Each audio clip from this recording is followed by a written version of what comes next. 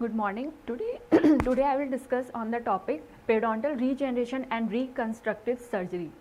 So basically, coming to the introduction, we know that periodontitis is a chronic multifactorial inflammatory disease which is associated with dysbiotic plaque, biofilm, and characterized by progressive destruction of the supporting apparatus.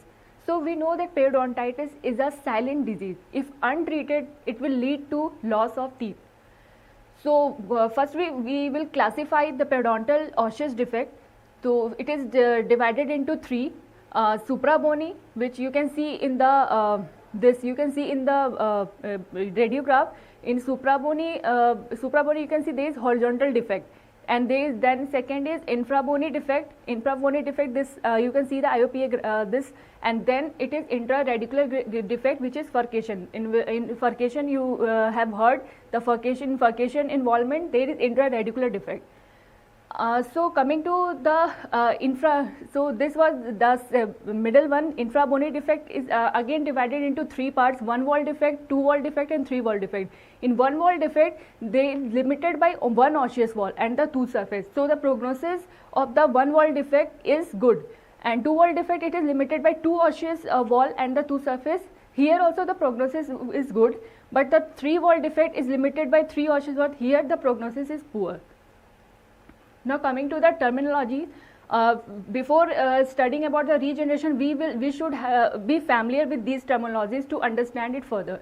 So coming to the first terminology is repair, which is healing of wound by a tissue that does not fully restore the architecture or function of the part. Means in repair what happens, only it heal the wound. Means in example you can see what happen if the cloth of your dress, the dress is has been torn.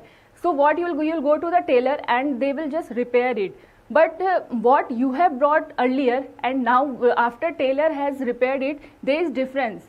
Okay, so whenever you go for any periodontal treatment in which the repair happens, in repair what happens, it will just repair the destruction, but it will not form a new cell. New periodontal ligament will be not formed, new cementum will be not formed, there will be no form, only it will repair it.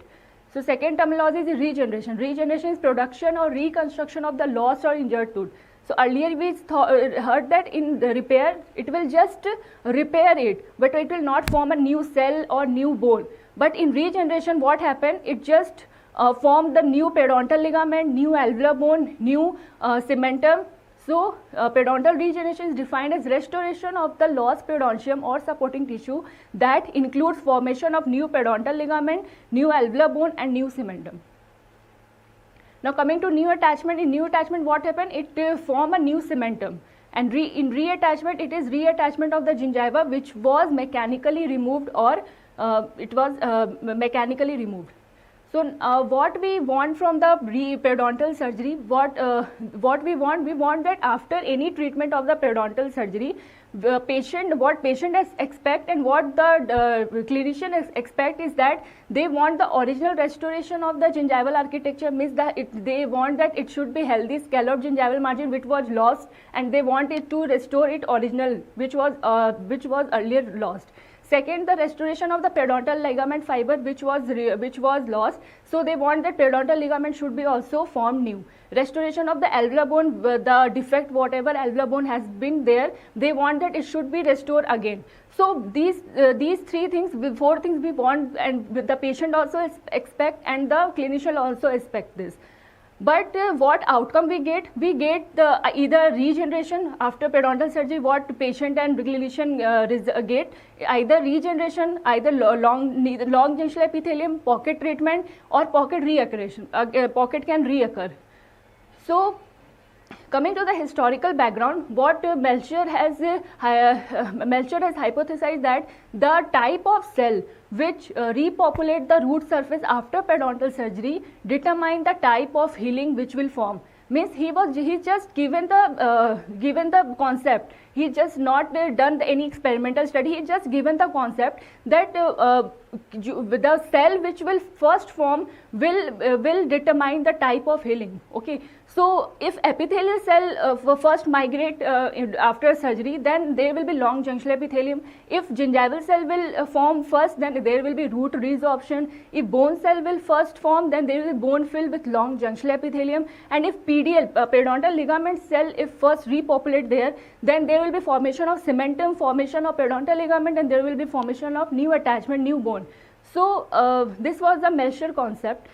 So we see that after root planing, curettage, modified Windman flap surgery result in long junctional epithelium. If we do the root planing or either curettage, I know you all are familiar with these terminologies, root planing, curettage, modified, you will do this, then you will form a long junctional epithelium.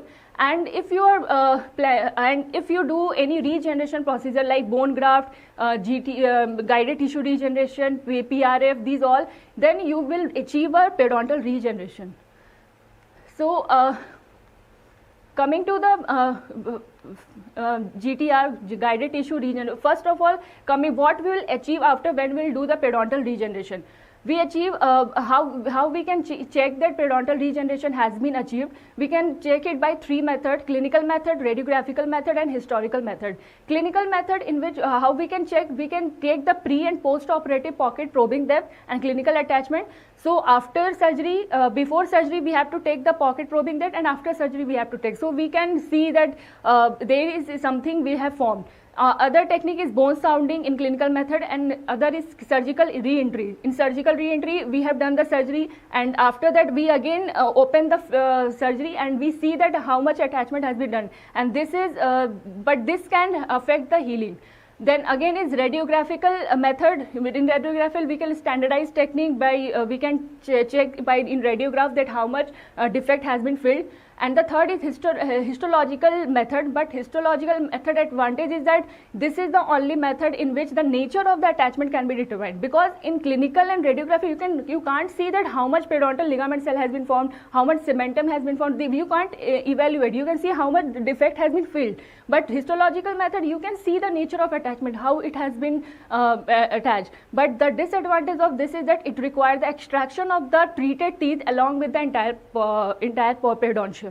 So it is not possible in human.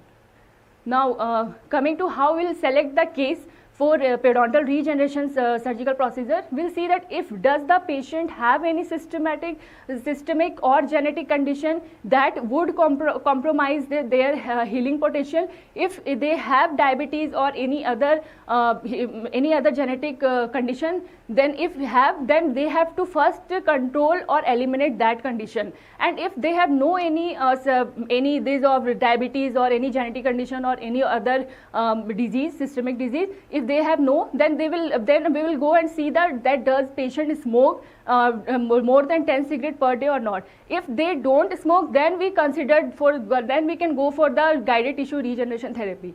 But if the condition has been controlled, means if the patient was having uncontrolled diabetic mellitus and after the treatment, now the patient is stable, now patient has controlled diabetic mellitus, then will again go for this step that will see that that patient smoke more than 10 cigarettes per day. If no, then we'll go for the GTR. But if they smoke 10 cigarettes, but then will not go consider the GTR treatment. Now second case selection data is, we'll see that in the patient periodontally they are stable or not. If they are not stable periodontally, then we will first go for the initial periodontal therapy. Then we'll see that can periodontal stability be achieved, and if not achieved, then we'll go for the GTR. We will not go for GTR. But if we see that if the patient is periodontally stable, and then after that we check that the full mouth plaque score, if the full mouth plaque score is less than 10%, then we consider GTR treatment. Now the next is we'll see the furcation involvement. In furcation, we see that it is divided into 3: class 1, class 2 and class 3. In class 1, if there is bifurcation class 1, then we go for the scaling root planing procedure, odontoplasty and osteoplasty.